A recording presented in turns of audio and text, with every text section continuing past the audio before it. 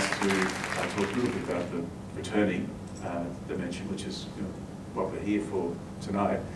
And obviously coming back from a place like China, it's very important to keep networks alive and active. And organisations like Advance, Asialink, Australia-China Business Council, extremely important in keeping those networks and relationships active. But it's really, at the end of the day, there is no substitute for personal engagement on the ground with these countries and societies.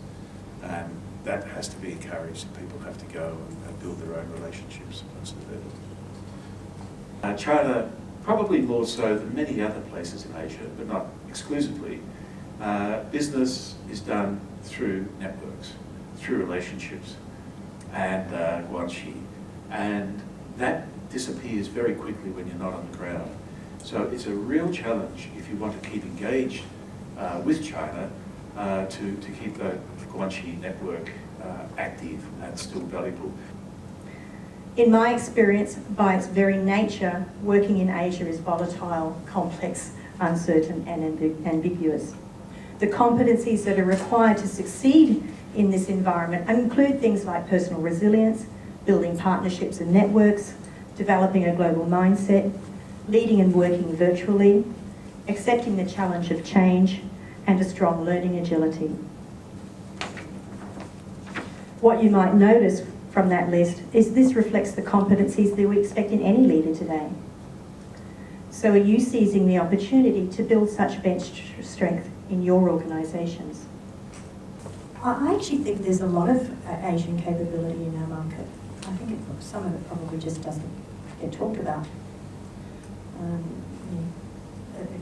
Akin to the examples that Tim gave, and the million or so Australians that come back. How many of those are in Asia?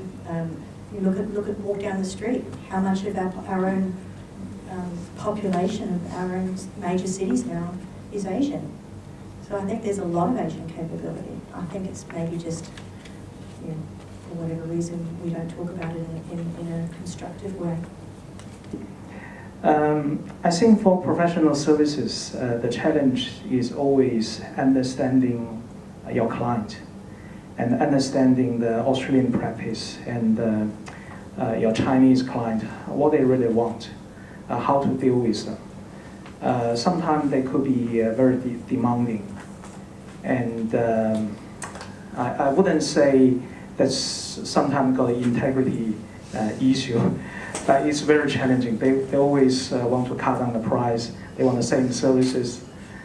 You have to negotiate carefully, maintain a good relationship.